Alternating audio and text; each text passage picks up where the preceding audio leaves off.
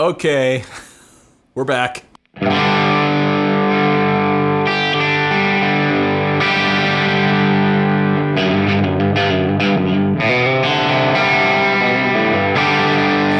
That's for those of you in the chat that were requesting a G chord. So, Holden Stallsmith, request granted. We're here. We're back. Had some minor technical difficulties. I believe the Wi-Fi card in my iMac here is going bad. So we're hardlined in now to the internet. We should be good. If you're watching this later, you have no idea what we're talking about, and that's okay. But we're back. We're doing a live stream. I haven't done a live stream on this channel in quite some time, and this is something that I've been wanting to do for a while. Originally, the plan was once we got moved into this space and once we got set up that I'd bring the live streams back on the main channel, and then I broke my collarbone and couldn't play for a few weeks, and all this other stuff started happening. But anyways, all that to say, we're back, and I believe the plan here is to do a weekly live show on Tuesdays because it sort of fits in the guitar YouTube programming spectrum. On Mondays, you have lovely friends at That Pedal Show doing their Q&A, viewer Q&A. On Wednesday, we have my arch enemy, Joshua Heath Scott from JHS Pedals, doing his whatever they do over there on Wednesdays. And so I figured we would slot in nicely here on Tuesday. I'm just kidding. I actually really love the JHS live stream. And by we, I mean it's not just me here. We officially have Jazz School Chris here with us. Jazz School Chris. This is my assistant, Chris. He's been working behind the scenes here on the YouTube channel for the last, like 8 months, 6 months, something like that? Something, yeah, 6 or 7 months, yeah. Yeah, and he's been instrumental here, and he's going to be helping run these live streams. So anyways, today what we have is a Tuesday Q&A. So if you want your questions answered, you can @ me in the chat. You can leave a top chat donation. We'll get to all of those. Yeah, just @ me. Chris will be fielding the questions. Also, quick announcement, we're doing 40% off of all of my video courses if you use the code STREAM40 at checkout. Link is in the description and being posted in the chat. That includes the brand new Fretboard Fundamentals course, which I have to say I'm pretty proud of. We worked really hard on that. Chris edited the whole thing, using his jazz degree. Yes. Can we make the same joke that we're biased? Yeah. Because no one remembers. It was so long ago. We are recycling these. We're recycling these jokes here. Like this. This is what I did earlier in the first stream. There it is. There it is. All right. So, anyways, we're gonna play today. We're gonna talk. We're gonna answer some questions. You got gear questions, playing questions, life questions, philosophy questions, whiskey questions. I didn't have a whiskey last time, but the stress of trying to figure out what was going on has caused me to start drinking. So, what's our first question, Chris? I'm trying to find the super chat questions. Okay. So if you left a super chat question, if you donated, please at me or at Tilly. Yeah. So you can we can get those because yeah, there were a few super chats in the first stream that went down that we weren't able to get to. So if you donated, let us know and we'll get to it. But for now, what do we have first coming up?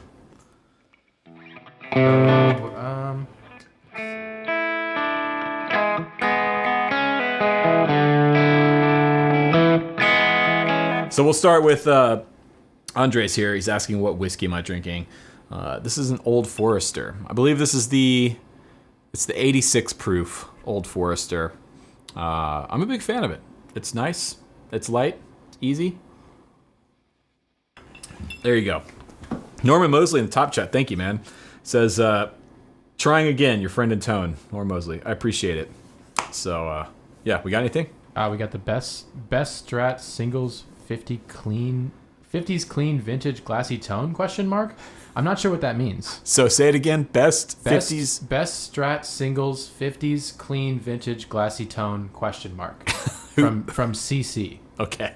I'm not really sure what that means. I'm not sure what that means either, but maybe like best like 50s clean tone for a Strat, like player wise. I don't know, or like what's he? Yeah, what maybe from gear-wise? like a gear wise. I think if you're looking for the 50s Strat glassy tone, amp wise, you're probably gonna want maybe like a a Tweed Deluxe can get relatively glassy. They're known for being really mid-forward and dirty. In fact, Chris is set up through, we've got the Tweed Deluxe plugin going. You want to give him a quick little tone demo of the Tweed Deluxe. This is the UA, the Universal Audio Tweed Deluxe plugin that I've got going here. Give him a little...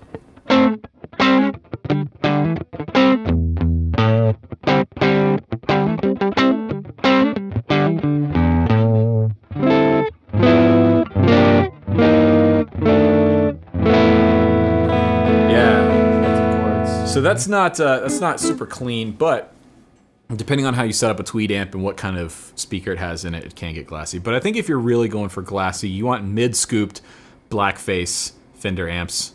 Think 63, 64, 65 deluxe reverb blackface with a 50 Strat. That'll get you into some pretty glassy clean tones. Well, when I think of glassy like tone, I think of Rycooter. The Cooter True. Caster. True, but that wouldn't have been like a 50s Strat. Or what, it wouldn't have been... Yeah, the Cooter Caster's a different thing altogether than a 50s Strat. I actually want a Cooter Caster really bad because they're badass. Yeah. And it's another way for me to best Josh Scott's slide playing and tone in one go. So, what's next? Thoughts on Music Man amps? You know what? My good friend Ian Guthrie, the drummer from Noah Guthrie and Good Trouble, has a vintage Music Man 65 that I had my hands on for the better part of a year. And that amp rips. It's really, really good. It's been probably 6 or 7 years since I've touched it, so I'm trying to remember exactly what it would have sounded like. But it breaks up really nicely. It's sort of... Somebody in the chat can correct me. The Music Man 65. I remember it being sort of Bassman-esque in the way that it broke up. So sort of Bassman, sort of Marshall JTM 45 kind of sounds.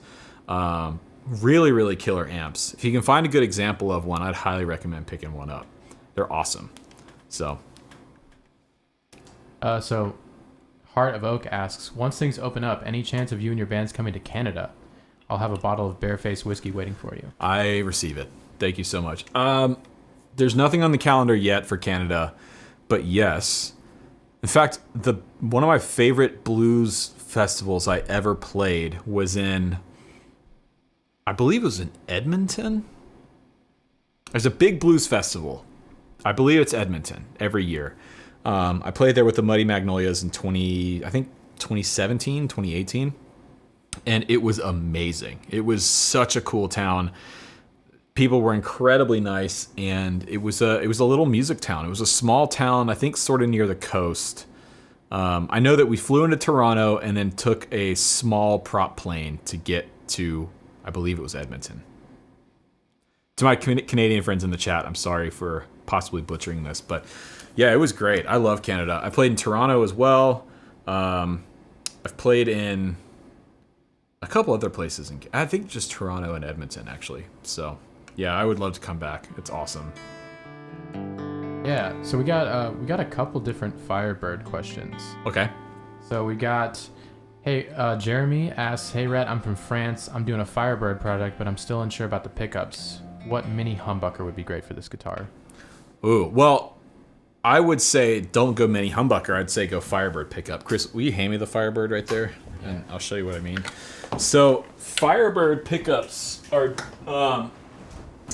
even though they look like mini humbuckers, they are not actually mini humbuckers. The differences are internal, and they have, I'm trying to remember the exact difference between a mini humbucker and a Firebird. Essentially, tone-wise, a Firebird pickup is sort of the closest thing in my mind to a Strat or Tele sound that Gibson has ever done. So if I get this tuned up, you'll hear hopefully what I'm talking about. It's pretty low output compared to like a PAF or any of the newer ceramic, like 490 and 498 T from Gibson. Yeah. On that same train of thought, Alex A wants to tame his bright Firebird pickups. His bridge pickup is too bright. So Do you find they're that bright at all?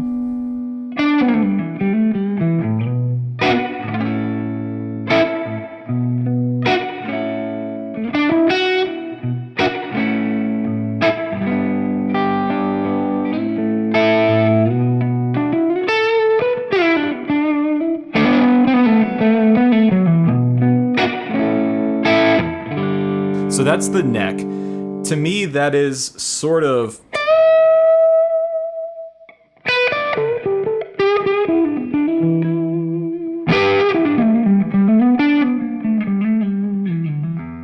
It's definitely its own thing, but it is sort of single coil-esque. That's sort of like a telly neck pickup. And if you go to the bridge, it's a...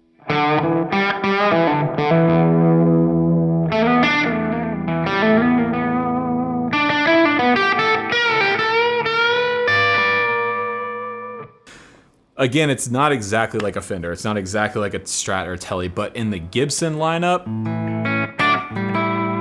it's pretty close. It kind of has that thing. So to answer the first question, I actually wouldn't recommend going with mini humbuckers in your Firebird project. I would put Firebird pickups in there. And the second question, how do you tame? Yeah, exactly. Vertex here in the chat has the great answer, which is if you're trying to tame the high end, the treble, start with lowering the treble side of the pickup. So this lower side, tighten this screw down to bring that side of the pickup down a little bit. And if you're still too bright, you could try switching string alloys. Actually, you could try a different string alloy. If you're using like pure nickels or something, you could do. It's just do some experimentation. Play with really dead strings. Yeah. Just actually, here's what you do. Here it is. When your buddies are getting rid of their dead strings, you ask them to just give them to you. You don't have to pay for strings anymore, and then that'll tame your brightness if you just use dead, corroded, grody strings. Two birds with one stone, right there. That's it, man. Listen, this is the kind of hard-hitting tone advice that the people are here for, I think. So Hugo Coelho, I think I probably butchered your last name. I'm sorry. He donated again, and he has a question. He says, if given the choice, whose guitar master's rig would you want to fool around with for the day? So shout out to Hugo. Thank you, Hugo. So this past weekend, I got to see the Black Crowes live, which is amazing. They're one of my favorite bands ever. And Rich Robinson, the main guitar player and brother of Chris Robinson, half of the Black Crowes, his guitar rig was one of the best sounding things I've ever heard live. It was a vintage Bluesbreaker combo that apparently he had just bought from, I believe, Rusty Anderson, like the day of the show. So it was a real Bluesbreaker with a hand-wired Vox AC30 and with a Marshall Major going through a 212 Marshall cab. All three amps were just on, firing into front of house. And it was a biblical guitar tone. It was so loud. When we were there for sound check, we were standing at front of house, so we were probably 100 yards away from the stage. And the volume coming off the guitar rig it sounded like he was 10 feet away. It was unbelievable. So that would be a fun rig. If I had to pick a guitar master, I'd probably say Robin Ford's Dumble. I knew it. Yeah. One of the last concerts I saw right before the pandemic hit and the shutdown happened was Robin Ford here in Atlanta. I saw him at City Winery. Tilly and I went. And he had his Dumble, like the Dumble. And being in the room with it and hearing Robin play it was... It made the Dumble thing make sense to me, which is to say that I've played a few Dumbles and they're great and they're cool, but I've always thought they're way overhyped and overpriced for what they are. I think people spend way too much money on them. That's just me. But when I heard Robin playing his Dumble in the room, I got it. It didn't sound like a Fender. It didn't sound like, a Zen Drive going through a Deluxe. I mean, it was its own thing, and it sounded incredible. Now, obviously, that's because it was Robin Ford playing his amp. Makes a little bit of a difference. It makes a little bit of a difference. But I would love to just walk up on stage, pick up his rig, and be able to play through it. Yeah. So speaking of rigs, we're going to talk about your rig. When you're going into playing a set or even just a song, what do you think about when you're choosing your guitars? That's Tyler Youngblood. So thank you, Tyler. Thanks, Tyler. I think. Well, I always bring 2 guitars. One just for backup sake, because if you pop a string on one, you want to be able to quickly grab it, the other one, and pick up and play. And I always try to bring 2 different guitars that I will play that kind of cover 2 different grounds. So I usually will bring a single coil guitar and a humbucker guitar. Now, sometimes that means a P90 and a PAF. Sometimes that means a Tele and a Les Paul. Sometimes that means a Firebird and a P90, but I like a humbucking guitar and a single coil guitar. And then from there, I think it's just a matter of what do I think is going to fit well for the song or for the track. So I've actually enjoyed playing this Firebird a lot recently because it does do that sort of single coil thing really well, especially when you get back on the bridge here.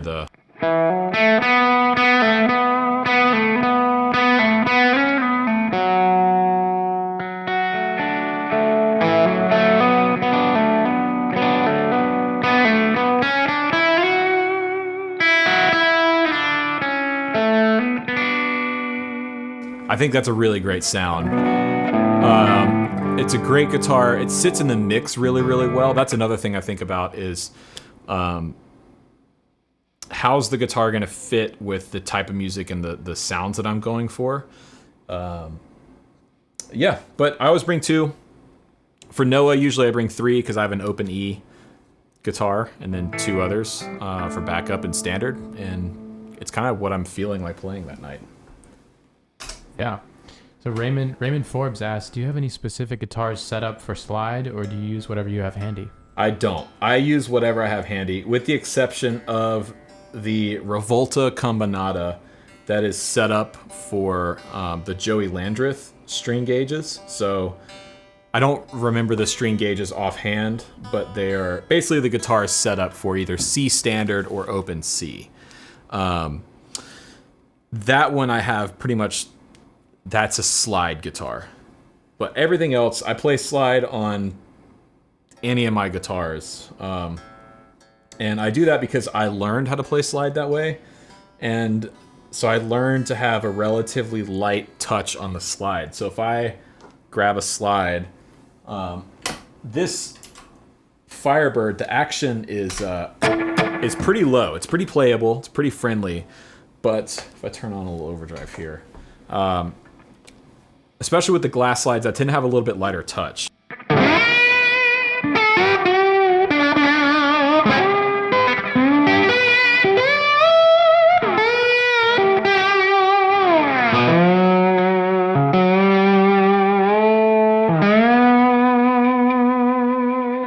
Now, I usually never play slide in standard tuning. I always like an open tuning for slide, but yeah, as far as the setup and the string gauge and the action goes, it's all normal. Okay, so remember that weird question we had a minute ago from CC? He clarifies. So he has a 50s Fender Ventera Strat, and he wants to know about upgrading the pickups. He wants to get that brain freezing, clean / glassy God tone. Okay, got it. All right, well, and thanks for the donations. Yes, I think low output is probably your friend. I think start with a set of the Fender 50s, the custom 50s, like their custom shop 50 set that you can just buy. You can just get them from Fender, and they are based off of real 50s Strats if that's what you're looking for. Maybe you try and get a set of the PRS Silver Sky pickups. Now those are, I believe, off of a 64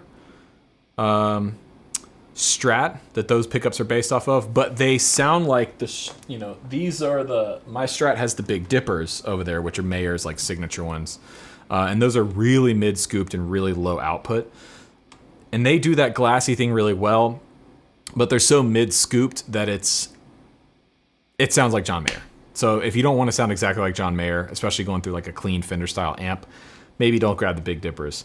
But yeah, I'd also check out Lawler or Brandon Wound. In fact, if you reached out to Jared Brandon from Brandon Wound and you told him exactly what you were looking for, I'm sure he could probably wind you up a set that worked really, really well. So, yeah, quick announcement for those of you that are just joining us. We have 40% off all of my video courses, including the brand new Fretboard Fundamentals course, via the link in the description box down below. You use the code STREAM40 at checkout, and that goes for everyone who's watching the stream later. So, yeah. What's next? So Norman Mosley asks, is there a program so several people can jam together on the internet, not just one at a time? And I think there is. I'm not sure what it's called, and I know there's several of them, but basically, like, I know during the pandemic, they started popping up where you can actually play with each other real time if you have a good enough internet connection. And what it does is it basically, like, you're playing and it sends you their signal, like, delayed. Well, so how do you...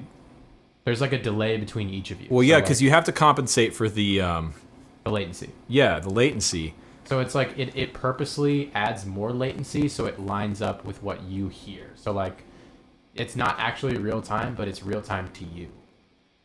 It's like a back and forth thing. Hold on.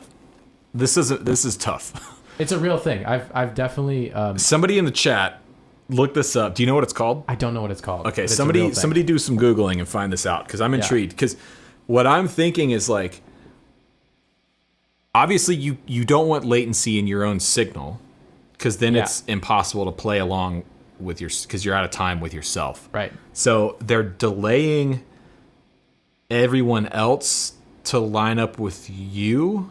I think it's like some sort of, like, weird latency trick. I know. I have not used it, but one of my teachers, like, when I was still in jazz school, I'm now graduated. Yeah. But when I was still in jazz school, one of my teachers recommended it to us. We never ended up using it just because of, right, that kind of thing, and that's how it goes. But he said he used it, and he said it was cool. Ron Sheehan in the chat says software is called Jamulus. And I think it's more of, like, a duet thing. I don't think it's more of, like, a full band thing. Okay, because I'm like, if you had, like, 4 people all on a thing, I'm just trying to figure out how that works. I think it's like a 2-person thing, probably. Okay, that makes a little more sense. Jam Kazam, Jacob in the chat asks, I don't know, man. I haven't heard about any of this stuff. To me, my gut would have said that no, there's nothing out there, because it's not possible. But obviously, I can't even get my own computer to work on the internet. So what the hell do I know? Probably not the right guy to ask about that. Uh-oh. So yeah, what's next? Well, Whiskey Mike just says tip jar. Hey, so thanks, Whiskey Mike. Appreciate it, Whiskey Mike. Yeah. All right. Rhett, I'm ordering a Cirrus P2. Help me decide if I should use 3 P90s or 3 Lollotrons. Oh man. 3 P90s or 3 Lollotrons. So that's a cool. If you don't have a P90 guitar, I would say 3 P90s. If you do have a P90 guitar, the 3 Lollotrons thing is super cool. Because this will happen with the P90 guitar as well. But so this is my Miras, my Nova Miras. We call this the Tilly Burst after my wife, because she spec'd out this finish, the white over sunburst with the black walls on the back, on the sides. And this has 3 Lollotrons with Dennis Fano's sort of unique switching system. And this guitar was just on the road with me.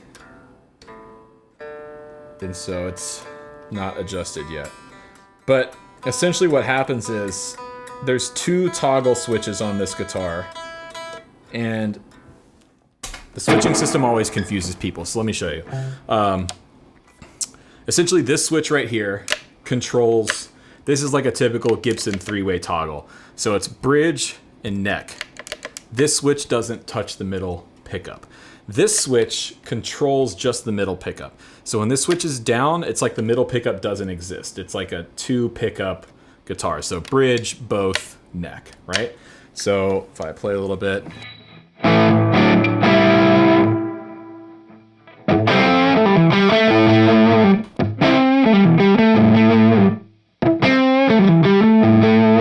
Right, but when I bring this switch in the middle, now it's turning on the middle pickup. So now what I have with this switch down, this switch in the middle, I have a Strat like 2 position right here, okay? So I have bridge and middle, and this gives you that kind of...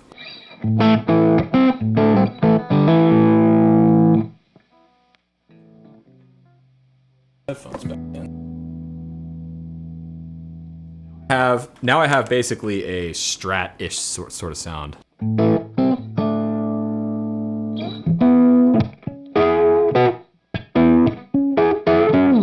And then if I put this position in the middle, I have all 3 pickups on at one time.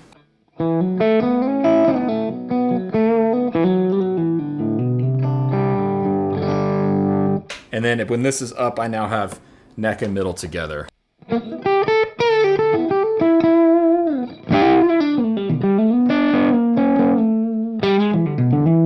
And then when this position goes up, that switch goes up, it's just the middle pickup by itself.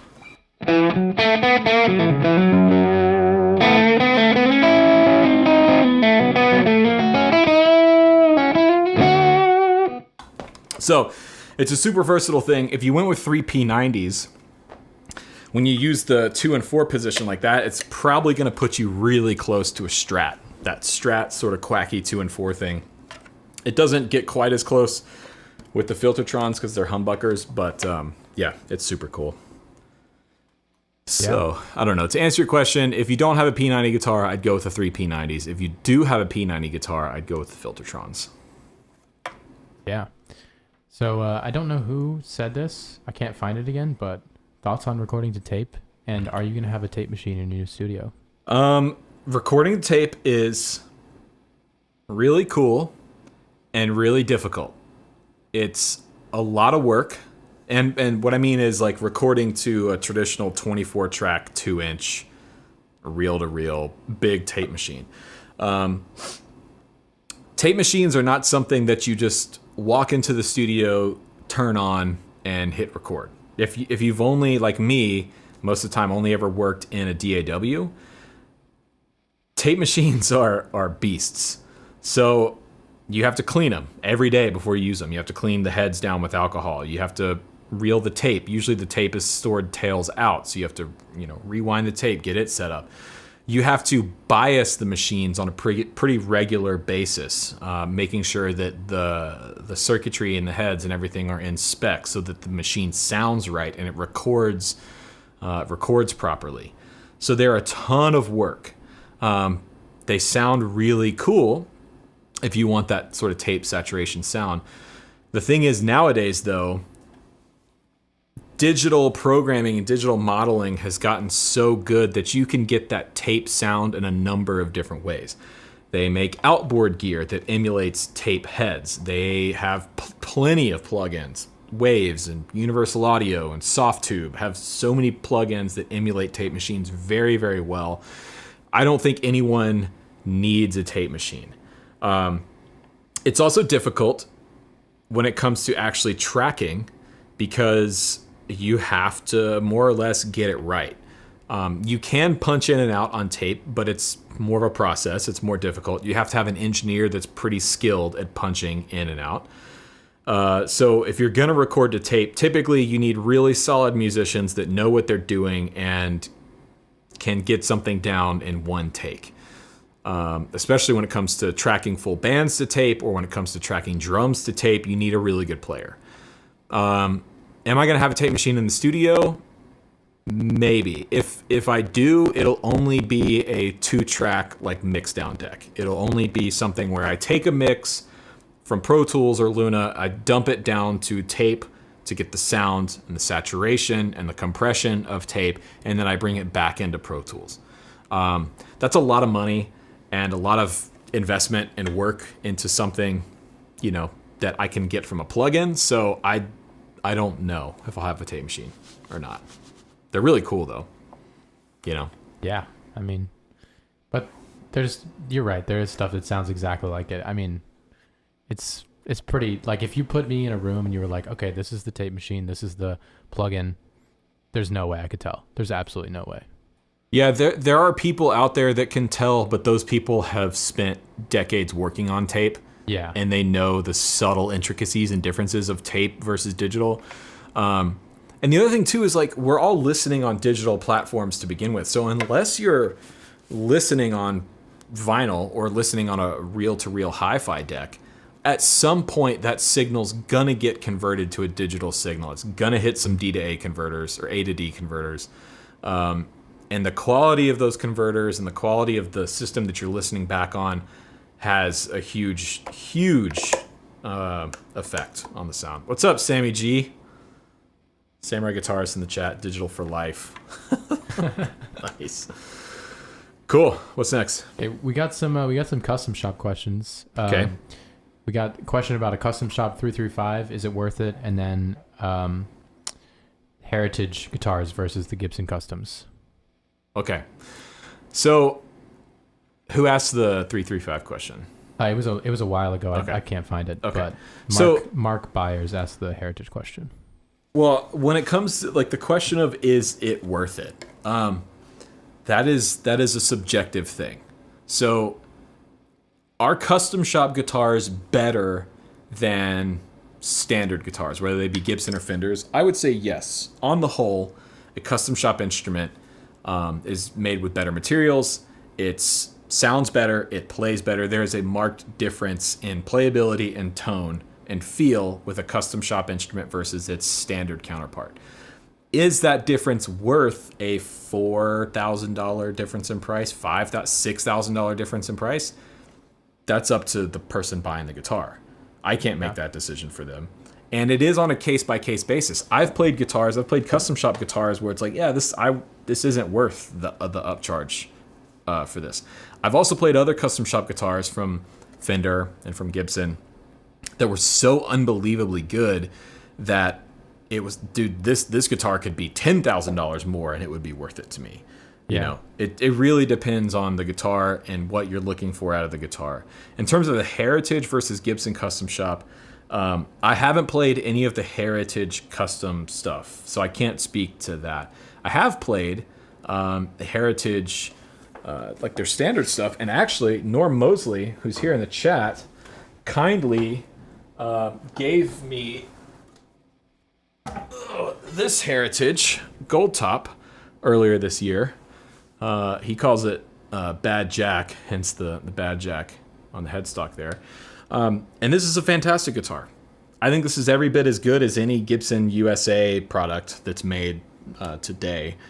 And I don't know what year this is. Norm, if you're still in the chat, let me know when this guitar was built. But here's the thing. When it comes to the discussion of like Heritage versus Gibson, or like Nash versus Fender, or anything like that, or Sir versus Fender, for example, it's subjective.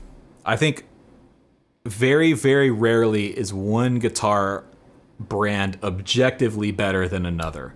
I think it really comes down to what are you looking for, what do you like in a guitar, what are you trying to spend, and most importantly, when you pick the guitar up, how does it make you feel when you play it? Does it make you excited? Do you love the way it looks? That's a huge thing, right? Like when this guitar is sitting on a stand in a room, I walk by it and think, oh man, I want to play that guitar because just look at it. It's rad. This guitar does something for me. Same thing with this. I mean, they're just, to each their own, I guess.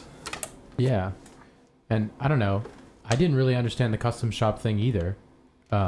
Just coming from someone who hasn't played very many of them.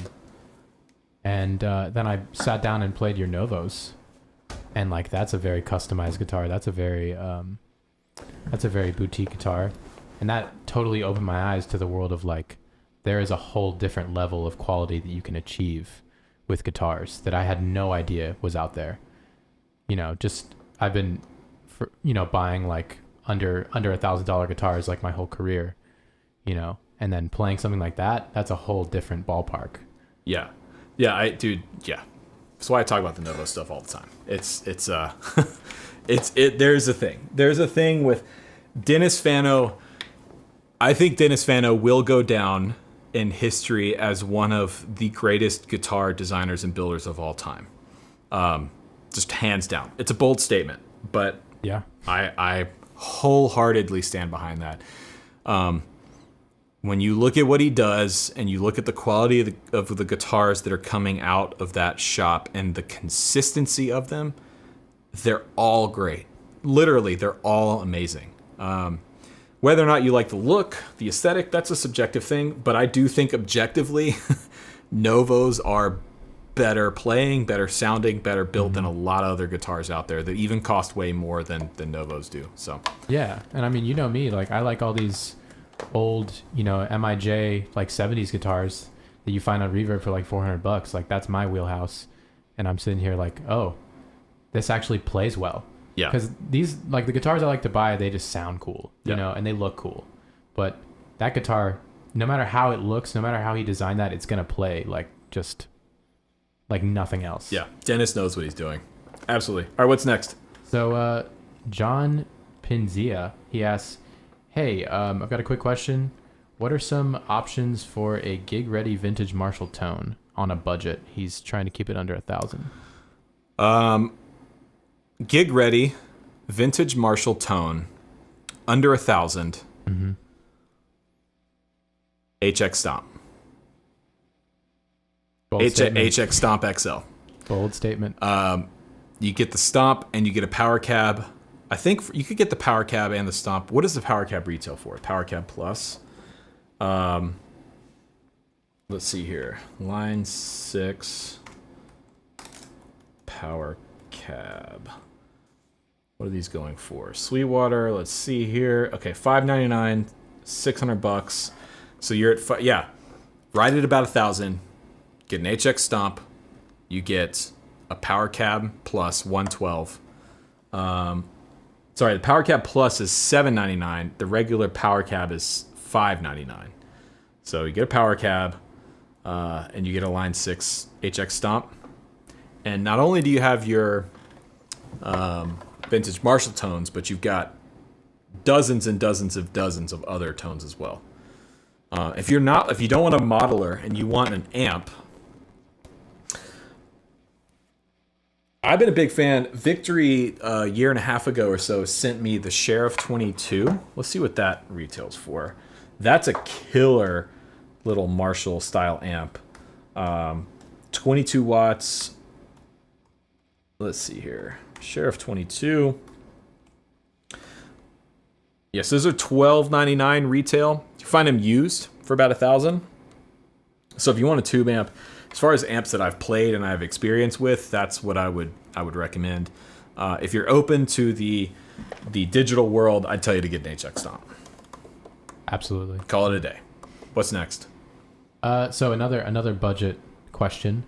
Under 1K for a pedal board. Putting together a pedal board.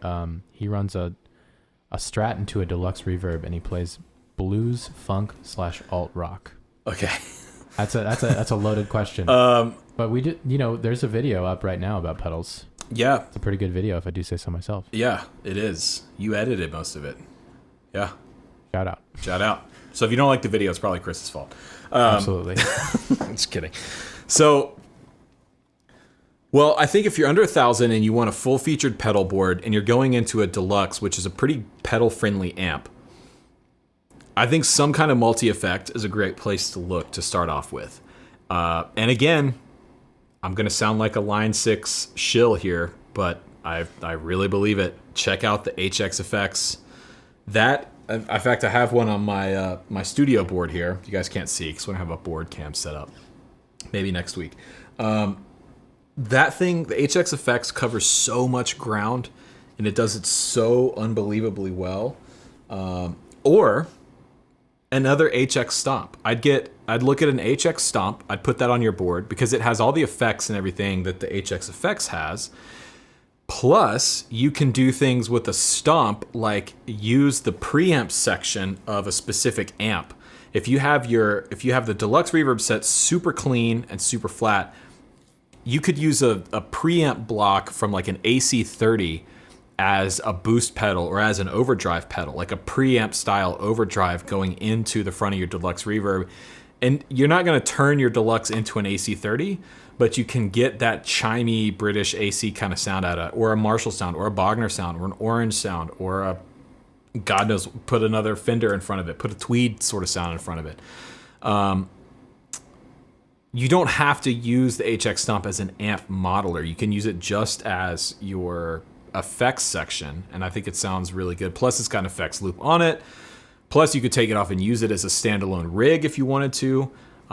If you were on a gig and your amp went down, you could have a setting saved in your HX Stomp that was a rig ready to go that you could flip to, and you could go DI to front of house and keep the gig going. I mean, yeah, that's what I would do. Or just buy a bunch of JHS pedals. or the JHS 3 Series, honestly. Arch nemesis. You could get the entire 3 Series for $700 or $800 because there's 7 of them. They retail for $99 a piece. And right? I bet you could find it for cheaper on Reverb. Yeah. You could buy the entire JHS 3 Series for under $1,000 and essentially have every pedal type you would ever need. Well, yeah. And there's something to be said about just religiously checking Reverb, religiously checking eBay, just religiously checking Facebook Marketplace. Because I'm trying to build a pedal board right now. I can't spend more than $1,000. Rhett only pays me $1 a day to work here. Don't say that. No, people are gonna think you're serious. No, I'm absolutely kidding. But so I just every single day I'm on there trying to check for the best deal, and if I see something that's a lot lower than what it should be, which sometimes you catch that, you just go ahead and buy it. You just have some set aside, just ready to go. You know? Yeah. I think it's also important too when it comes to buying a. What's up, Keith? 5 Watt World's in the chat, everybody. He would be a great person to ask this question as well. Budget pedal board build under $1,000.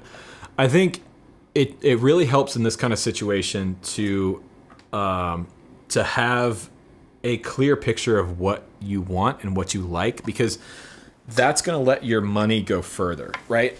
If you know that you're not into certain types of modulation pedals, so here's what I would say is if you're not looking for an HX Stomp or a multi-effect or a digital effect, and you know you want pedals, then if you're on a budget, I think it's really beneficial to have a specific thing in mind of what you like to look for. So I know I want, for example, a fuzz, an overdrive, a boost, and a delay. And that's all I need. Fuzz, overdrive, boost, delay. That's 4 pedals for my entire rig. And I'm not going to use anything else. Okay, cool. Well, $1,000 can go pretty far with a fuzz, an overdrive, a boost, and a delay, right? Or swap any one of those out for whatever you want.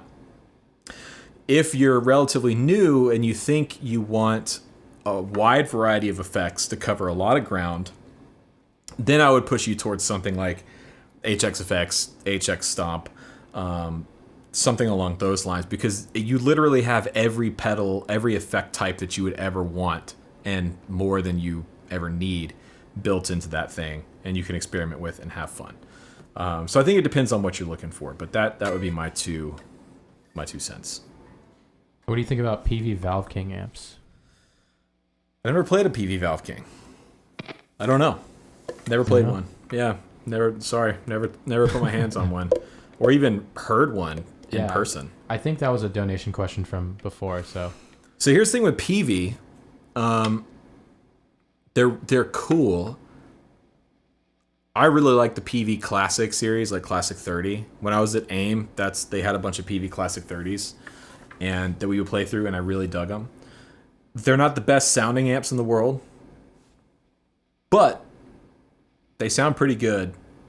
They're pretty damn reliable. So, Dave Honorato, my buddy Dave from Dojo Guitar Repair, he qualifies that as like a Bic lighter kind of amp, which is to say same thing with a deluxe reverb. This is how he describes it. It's you buy it, you spend, get a used one, spend $700-800 on it, you play it till it breaks, you throw it away, you get another one. Yeah. It's not the most cost effective thing, but that is something to think about when you're buying an amp that is printed circuit board. What does it cost to get serviced and maintain over time versus what does it cost to replace? So I think they're cool. I've never played one. I've never heard one, so I can't speak to how great it sounds compared to other stuff. But I have played PV amps in the past that I really dug. So, yeah. Yeah, I've used like the PV keyboard amps. Like I have an old PV keyboard amp, and those things sound really good. Like they have that like kind of 80s sound sort of to them. Yeah, they're solid state, right? Yeah. Yeah. And they sound really good. I don't know about the guitar amps though. But, Yeah. So Tack Ridge asks, any advice on how to play more open chords? More open chords. All right. Yeah.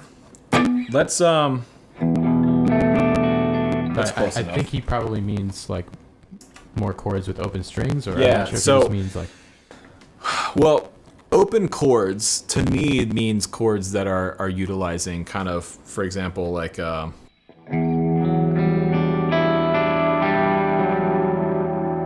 right, like that kind of E minor voicing, or like this E minor 11 add 9 kind of.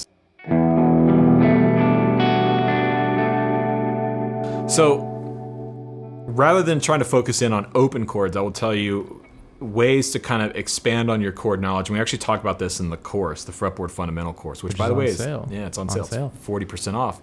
Use the code STREAM40 at checkout to get 40% off any of my video courses. Link down below. So let's take a B minor voicing, like up here. Your typical B minor triad, you know, your bar chord, right? This guy right here. We all know that chord. What are some ways to sort of open this chord up? Well, the first thing would be, I would start by simplifying the voicing. So instead of playing it this way as a bar chord, I would play it the way I always play it, with my thumb over the top, grabbing the root, and then my third finger and my first finger doing it the Hendrix way, for example. What this now allows me to do is get into better position to play chords like this. A minor 9, for example. Or a B minor 11, for example. So start by getting in a comfortable position for whatever voicing that you're working on, and then start experimenting with grabbing certain chord tones or scale tones from the scale that's built around that chord shape. So for example, if you just start with the minor pentatonic, the B minor pentatonic scale,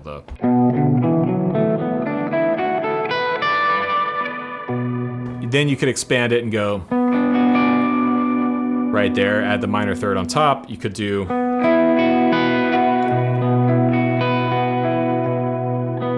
adding the 4, there's an 11 there.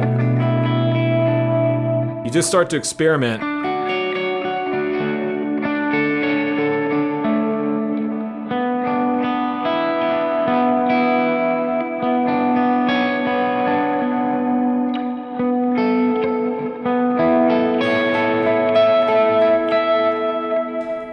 Pick one spot of the fretboard, play the chord you already know, and then just start to experiment. Start to add stuff and see how it sounds, and then try and figure out what's going on. So if you know your minor pentatonic scale shape right here in this B minor position, and you know that, well, here's my root, here's my flat 3, and I play this note right here, that's C sharp, then I know that that's probably the 9th that I'm adding, right? Now in terms of open chord voicings, like, you know, this kind of sound, start in the key of E. If you're playing in standard tuning, start with the key of E and just play.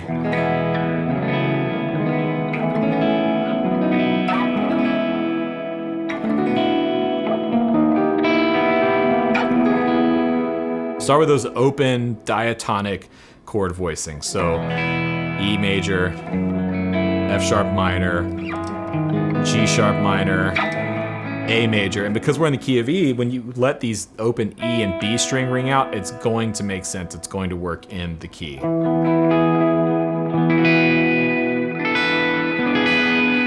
But I think what you're doing there, like, that really just speaks to, like, learn your triads. Yes. Learning your triads is super important for playing and expanding your own chord shapes.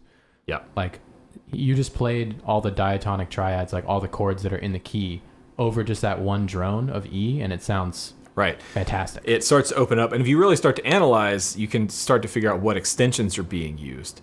But I think Chris is right. Start with your triads. Learn your triads up and down the neck.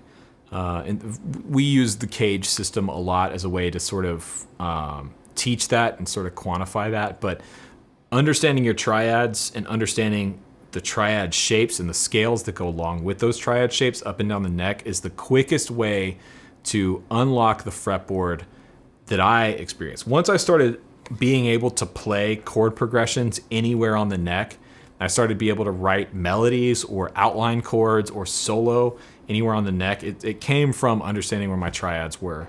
And all these, these expensive chords like like this A minor kind of sound. That really is just a variation of your typical A minor kind of thing, right?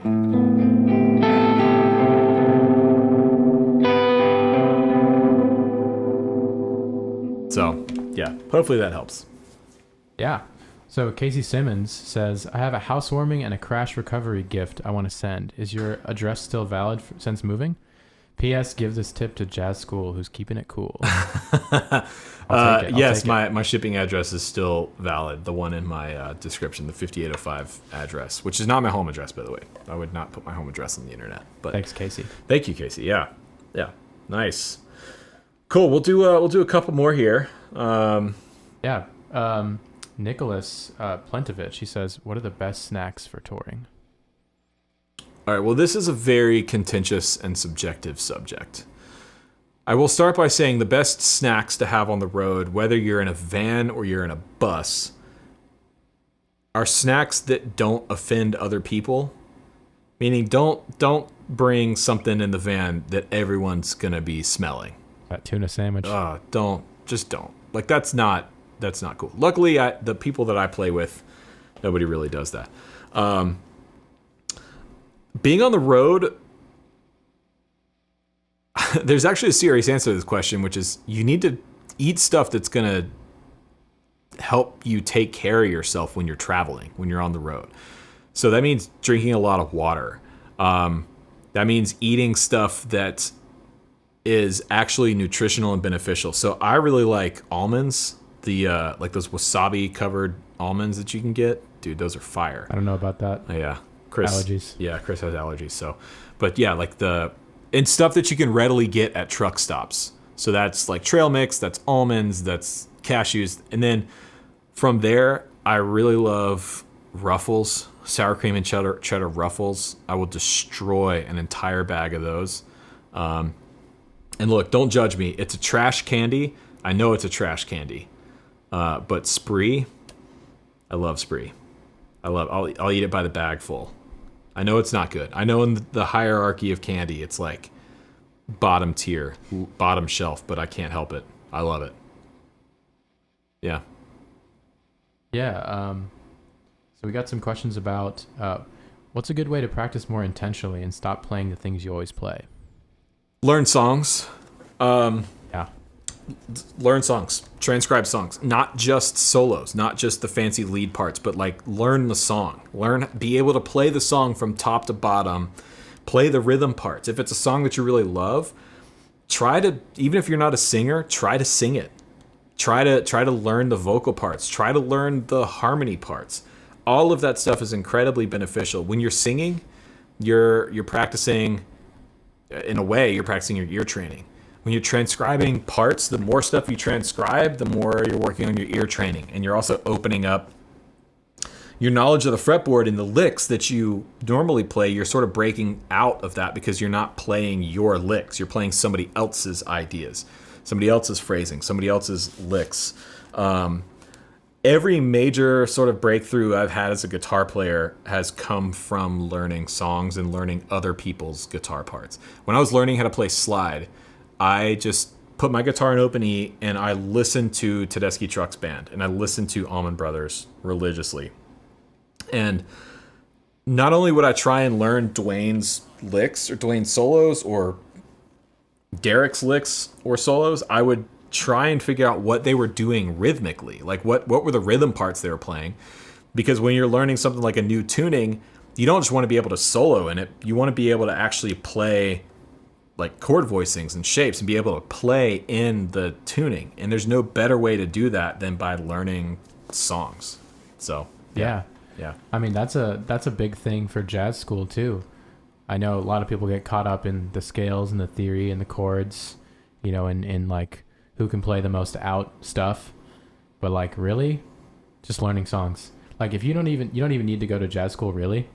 You just need to learn a bunch of jazz songs. It's a hot take from Jazz School Chris. It's a hot take. But no, it's pretty incredible what like just learning one song like in that kind of detail that you're talking about. Yeah. Learn every little nuance, every like background part, and just like learn it by heart, and it'll start coming out and you're playing like, and you won't even notice it. I think like a good place to be would be able to not just play the song from top to bottom, but get to the point where you're almost visualizing yourself on stage with that band playing the song, which means you hit play on Spotify or whatever you're listening to, and you're playing the parts, and maybe you're embellishing, maybe you're adding your own parts, maybe you play your own solo, maybe you take what David Gilmour did on Time and you embellish and you play your own solo. You know, maybe you transcribe a Charlie Parker solo and you try to do your own thing on top of it. Yeah, I think that's it for me. I'm not the type of person to try and sit. I'm not a super academic learner. I don't learn from books. I don't learn from. I can't even read. Yeah, I can't either. I can't even read these comments right now. I'm just guessing at what the words say. I think sitting there and playing, practicing musically is the best way to do it. And to me, practicing musically means learning and playing music. So, yeah. What's next? All right. Eric Siegfried says, "What's up, Rhett? I see you're using the Captor X for the live stream. Are you using this more for recording or episodes? Sounds great." I've actually been using the Captor X exclusively. So since I've been making videos here in this room, with the exception of the Super Reverb video, every guitar tone, every part you've heard has been through either the Captor X or the AxeFx 3. Mostly the Captor X. So right now I'm playing my RSA 23, and that's going into the Captor X. And there's no pedals on. This is just guitar into amp into Captor X.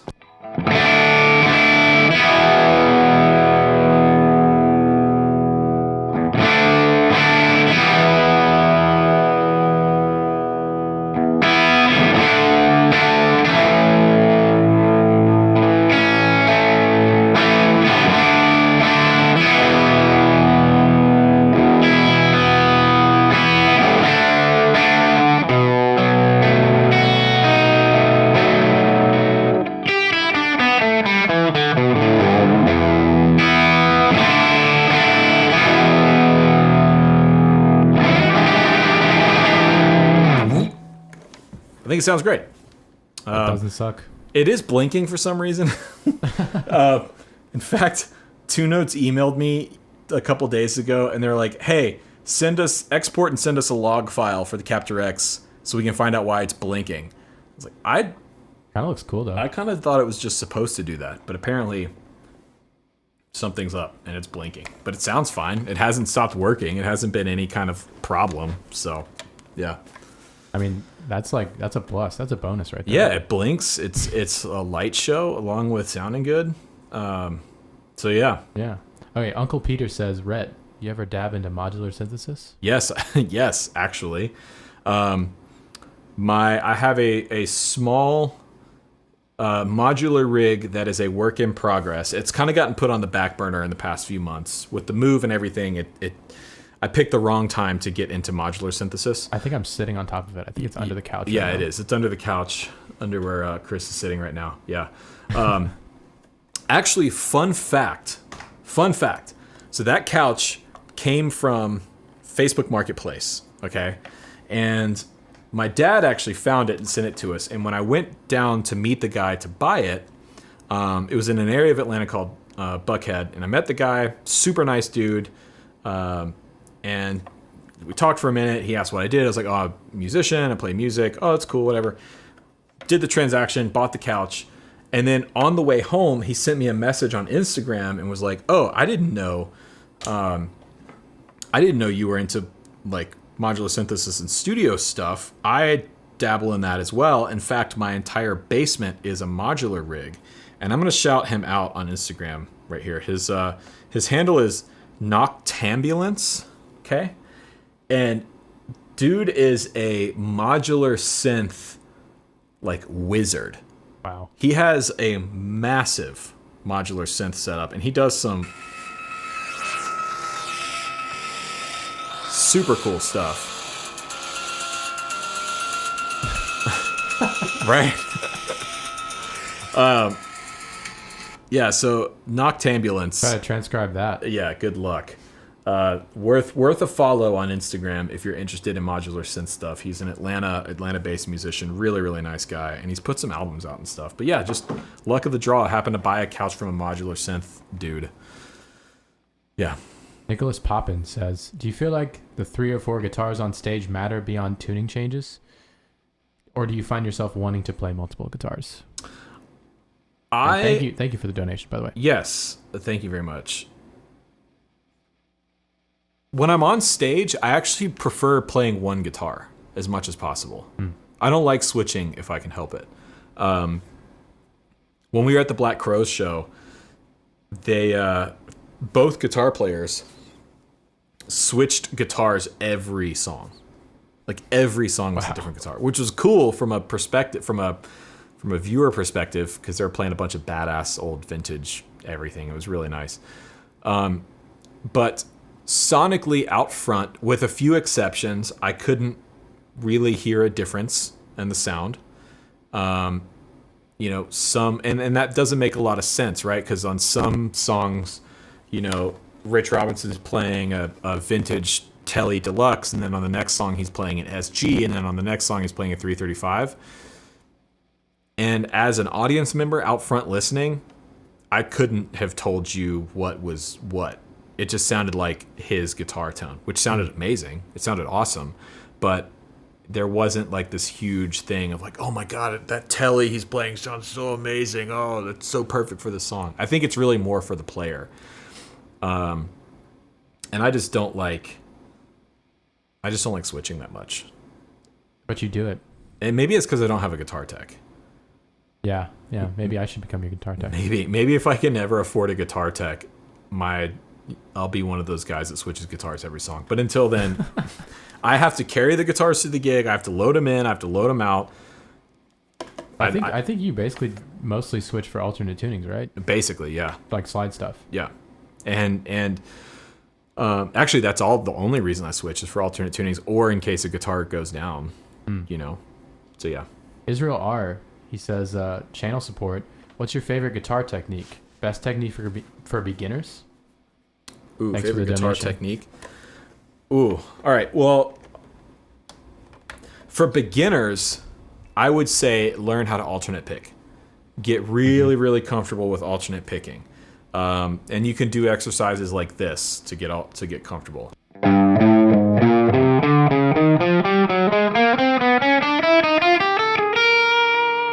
Put on a metronome and sit and play that in time. Metronome. The metronome.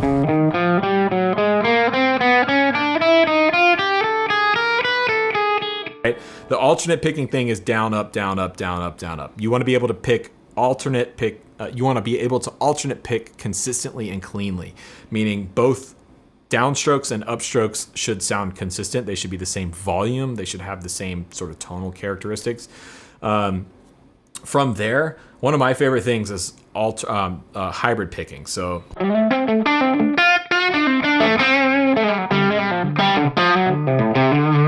using a combination of the pick and your fingers together.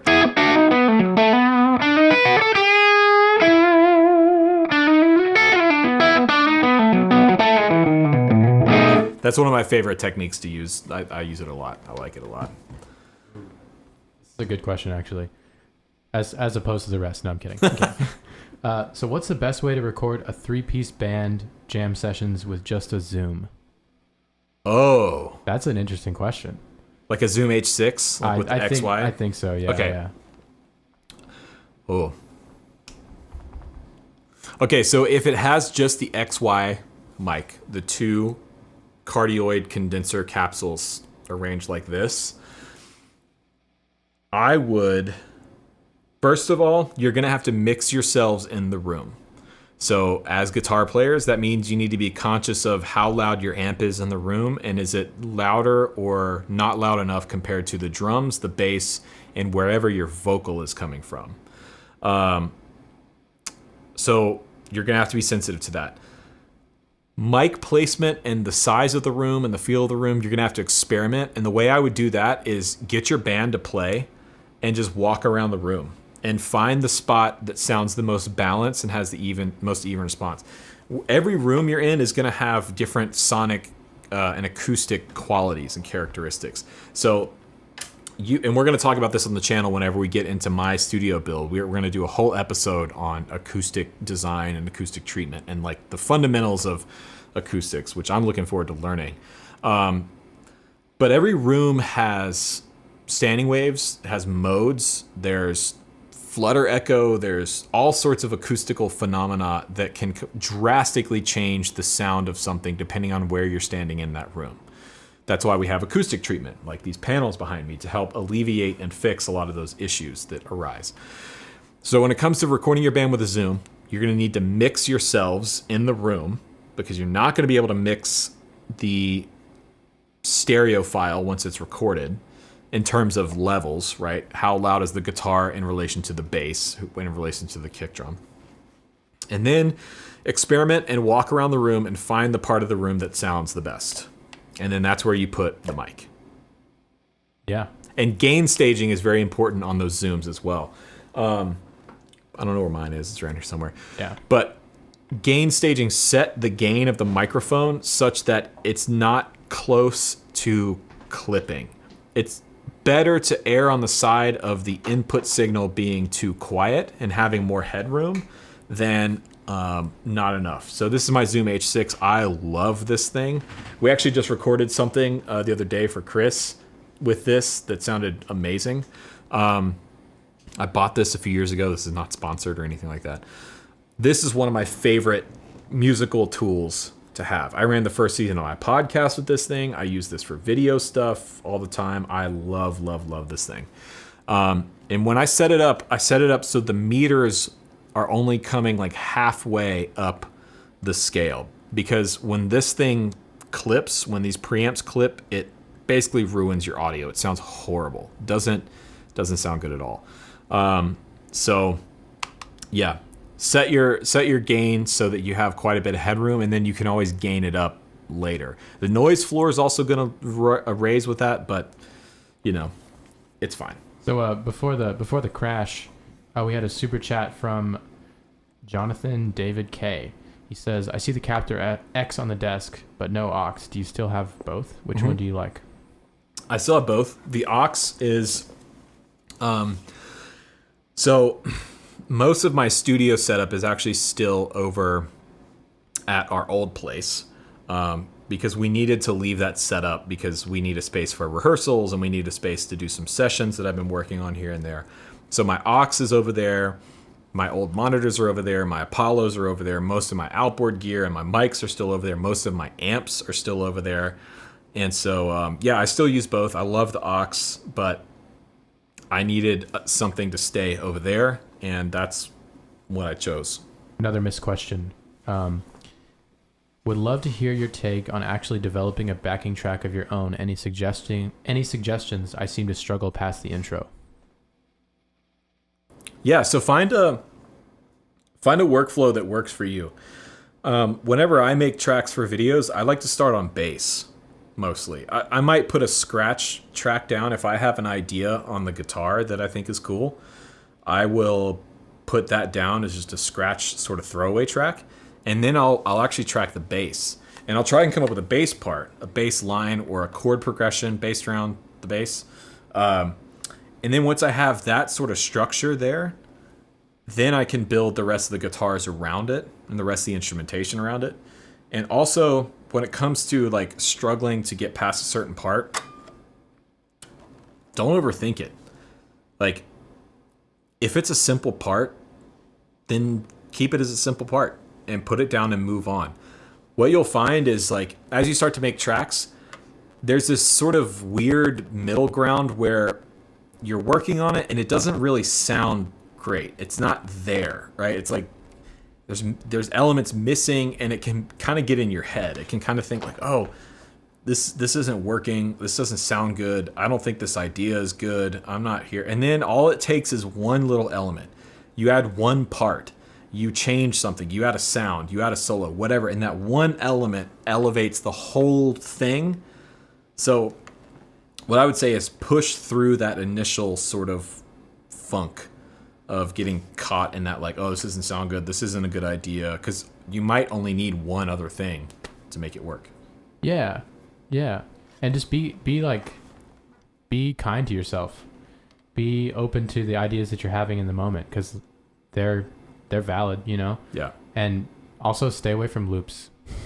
Like, stay away from that 4 bar. It's so tempting to like get something and go like, all right, this is like 4 or 8 bars. Like, I'll just build something off that.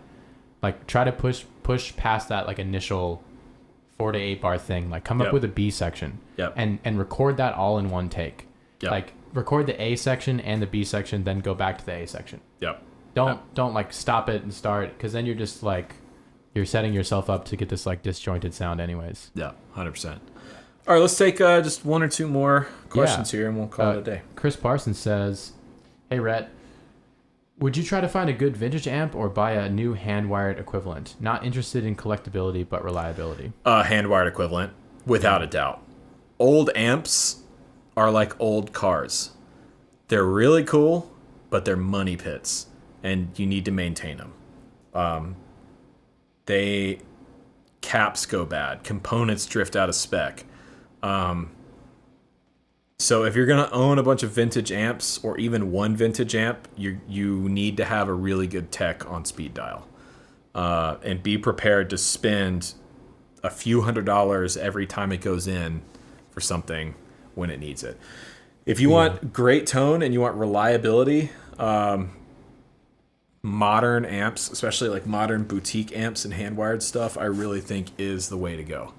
I talk about it all the time, but divided by 13, Fred's amps are built like tanks. They are unbelievably well made. They sound incredible. This FTR 37 I've owned for 6 years now, 5 or 6 years now. It's got a few hundred gigs on it. It's been on the road all over North America. It's never once had a single issue. Not once. Knock on wood. And the other thing is, with Divided by 13, Fred's not going to be building amps forever. So I would try and get one now while you still can. Because I believe that Divided by 13 is going to be one of those brands and one of those companies and groups of gear that people really look for when you can't get them anymore. We got another missed super chat. Got it. When gain stacking, he just wants to know about gain stacking Vertex pedals. He seems to struggle with the high end. Well, I think it's the same thing for any pedal, regardless of brand or topology. Frequencies compound and stack on top of each other. So if you're struggling with high end, did they say if it's too much or too little high end? I'm gonna assume too much. They say they use Lawler P90s and an SSS pedal, triple S pedal. I don't know. Oh, the triple S, yeah. That's a cool pedal. So what I would say is, if you're having too much high end, there's several parts of your signal chain that could be coming from, and several opportunities where you could dial that out.